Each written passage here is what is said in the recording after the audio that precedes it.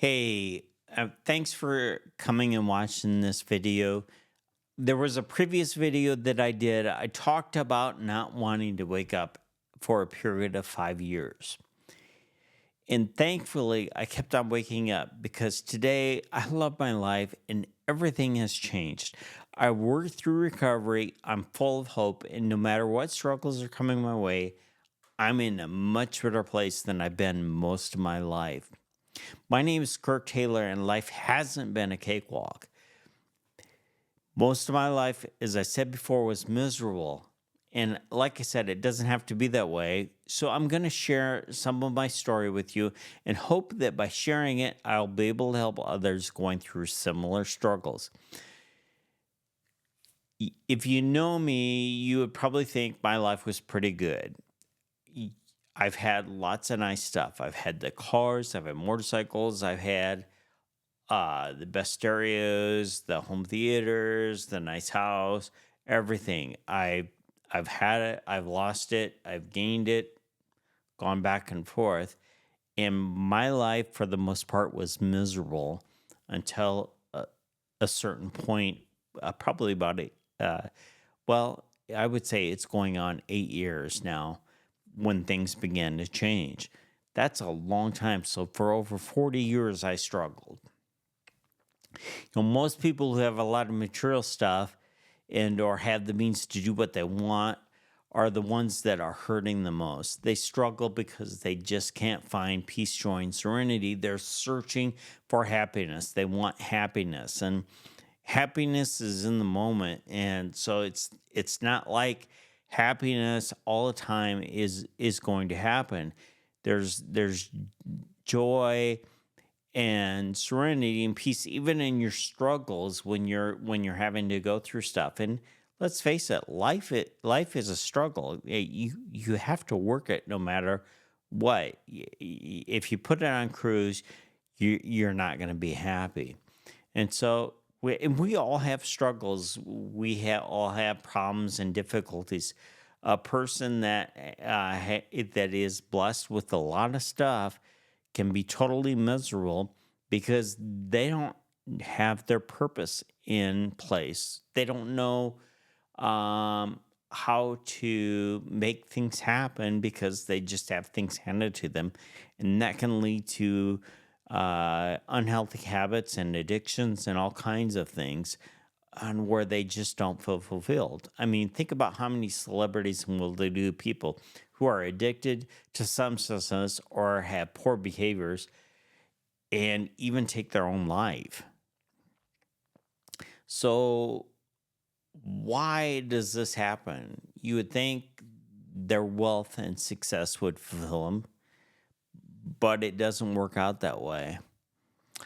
Fulfillment comes from being able to do things that are meaningful in your life and that um, help you to grow. It doesn't come from possessions and notoriety. And a lot of times, all the big stuff and notoriety is often a symptom of a bigger problem. It is used to cover up what people think is a good thing. And you don't have to be famous to struggle with depression or anxiety. You probably know many people in your life that they seem like they have it all together. They might be some of the happiest people that you know, but they're struggling and they aren't going to let you know what's going on inside their life until it implodes. They bottle up and let it build up. They might be going out and having an affair on their spouse. They might be drinking and keeping the wine bottle underneath the counter. They might be doing drugs or something even worse. They might be doing using porn. You name it, any number of things. And so there are all kinds of things that can be a problem for people. For me, I spent most of my life covering up. I overcompensated on things that I would do to keep people from knowing about my struggles with gender identity issues. I thought people would destroy me if they found out my story. So my fear of being discovered continually actually destroyed my life because I was always fearful that everybody would find out. And so I did things that kept me from having healthy relationships with people. And I walked very carefully, and that caused me to miss out.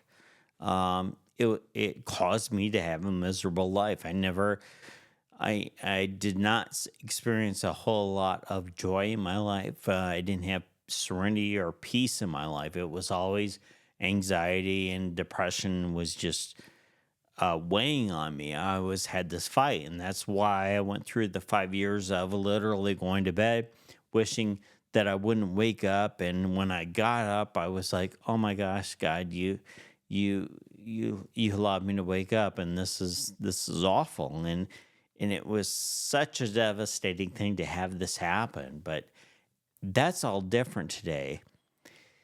And while it's difficult for me to ask for help, I do share my struggles. I felt relieved when I came out, when I started telling people about my gender issues. And it was a shock because nobody knew that this was going on in my life. And so I came out about 6 months before Bruce Jenner came out with uh, the that story. And so um, my friends who were pretty conservative Christians they were all shocked, and for the most part, everybody stood by me, which was amazing. I did have some struggles with some of my more liberal friends, ironically, which was a surprise because I was so conservative, that caused some confusion. And so I went on hormones and I started to transition to living as a female for over a period of a year and a half. But then I had this moment and I had a realization that transitioning was not going to solve my problems. And my gender obsession or dysphoria stopped in that moment. And so I just stopped transitioning. I stopped the hormones, but I had a newfound anxiety because I was thinking, okay, when is the gender dysphoria going to come back? And so, um, while it at this point, I realized that I was still the same person I was born as, no matter if I changed how I look or how I presented myself, I'm still the same person. So I'm like, well, it doesn't really matter that why do I need to do this? And quite frankly, being on hormones and doing the hair removal and doing all this stuff, that is a ton of work. It's a ton of pain to go through just to be this person. All of a sudden, that becomes your whole life, is to molding into the who that person is. And you know the change becomes your identity, and it just, you know what, that doesn't need to happen. So I knew at that point that the hormones transition were no longer necessary for me, but I needed something more in my life to help me work through my troubles that I did have, and also to work through that newfound anxiety, because I needed an answer as to whether the dysphoria would return. And so I kept on looking over the next few months, and I just kind of carried it with me. But at the same time, I was glad to be back, so I wasn't going through all this extra work and wasn't putting things into my body, wasn't trying to change the hormonal balance in there. And I had this friend call me on a Sunday morning about 6 months after that night. And she asked me if I wanted to do something on this Sunday morning. I said, sure. And she told me she'd be over in a few minutes. And what she did is she took me to what is now my church. And I listened to a sermon by Pastor John there, and it was amazing. And I'm like, okay, the only thing I haven't done, I've looked at all the medical studies, I've researched everything that I could find. And I'm like, I'm gonna take a look at the Bible because I believed in God, but I never thought that I would be accepted in heaven because of who I was, and um, I didn't know that's not true, and so I decided to take a Bible out and I started reading that day. And so for the next 7 weeks, I read, started in Genesis and read all the way to the end of the Bible. I read every word because I wanted to see where it talked about gender issues in the Bible. And what I found is it ended up talking about life issues all the way through and a new way to look at things. And so that was the seed. That's a foundation of growing in my peace, joy, and serenity. And so while in 7 weeks, I didn't just get it, and I didn't get it in the 6 months that after I stopped transitioning and started to live as my biological self as a man. I was in process all the way through. And so this was about 8 years ago. And so I knew I was on something at that point. And about 3 months after that, my church launched a recovery program. They asked me to participate. I said I would. And so I was on track, and I'm like working through a Christian 12-step program. It was actually, we were using Celebrate Recovery materials.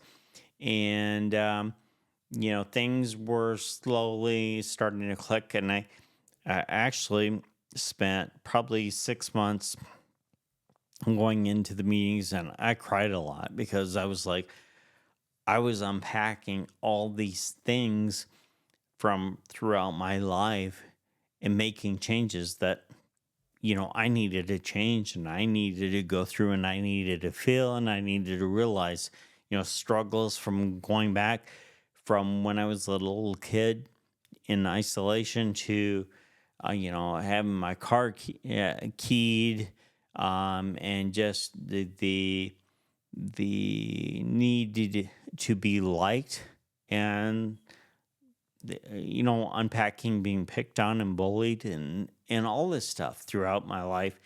And I just never dealt with all this stuff. So I was able to do that. But about 6 months after that, I was with a friend, and we kind of had this on and off relationship. And um, I ended up finding some wine in the kitchen counter, or in the counter underneath the sink in the kitchen, and thought, oh, we've got a problem. So I thought I was going to fix her, and I got invited to an al-anon meeting. And al-anon is a program for friends and family of alcoholics and people who are using um, alcohol that's impacting your life. And so I went to Al-Anon because I was going to fix her and make things right. And I ended up getting fixed through the program. So I started into a step study. And the step study is a 12-step program where you actually work through the steps. You just don't read through them. You do the work. And got involved in the step study. And we used the big book, the AA big book and that's Alcoholics Anonymous. And while I was going through step study, I replaced the word alcohol with codependency and my other hangups, and that applied. And I just kept on working through it. And that's where my life really started to change.